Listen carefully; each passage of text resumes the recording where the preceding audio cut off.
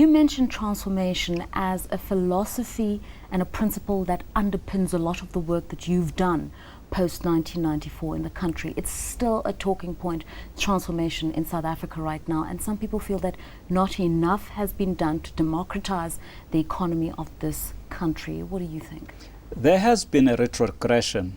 We have reached some glorious heights, especially in the public enterprises, but there has been an erosion in the past few years of some of the gains which have been made. Some of the organizations which you have mentioned, for instance, have to regain some of the ground that has been getting lost in the past few years as far as transformation is concerned. People have a frivolous way of looking at transformation. Transformation is about taking an entity from one point to a better one. You know, almost in the same manner as the process of metamorphosis. It must take you to a better state. Businesses must benefit from transformation. If you transform, you don't do that at the expense of success and excellence. You do this in order to achieve success and excellence. It's a topic that we can engage in for quite a long time, but it is an imperative of business. Every successful and progressive company is involved in one way or the other in transformation. People here take transformation as if it's a replacement of whites by blacks, and you're bringing in blacks and women who do not have the competence and so on. No, it is about making sure that we take advantage of all our resources and we make ourselves all the better for it. Let's chip away at it in a little bit more detail.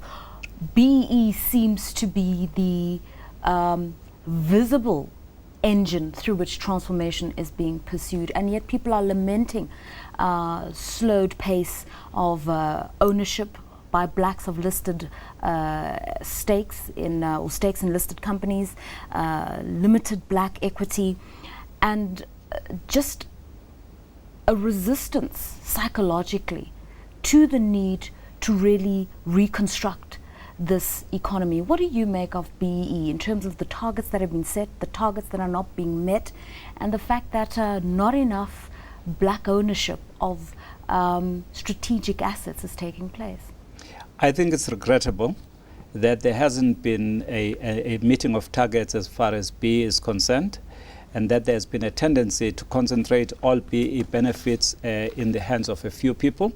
I think we've got to expand BEE in terms of its reach, so that it reaches more people, and that all aspects of BEE are actually touched in the process.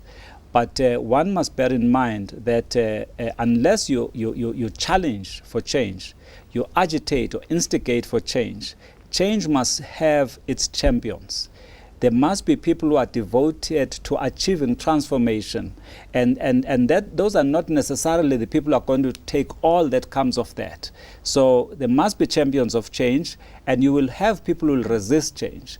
And I think the slow pace comes from the fact that people somehow, there's been a lot of resistance and even sabotaging of change.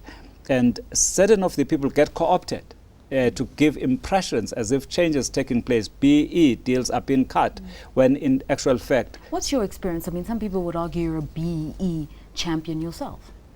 Well, I have experienced everything that a person who aspires to get into the mainstream of the economy would experience. Having been part of the organizations that you touched on, and having known the realities of driving change, my approach always is that I want to be for real. I will not be used in a situation where I create a false impression.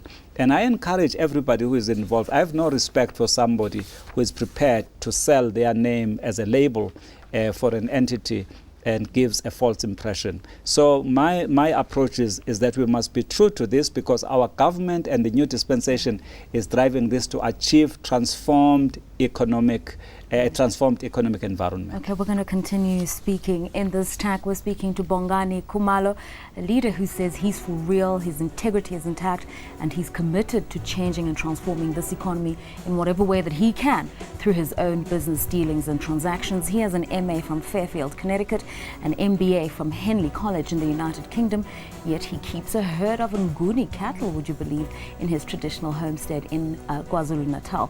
Bongani Khumalo is both both a modernist and a traditionalist, but he moves comfortably between the two worlds. We're going to find out how he does that.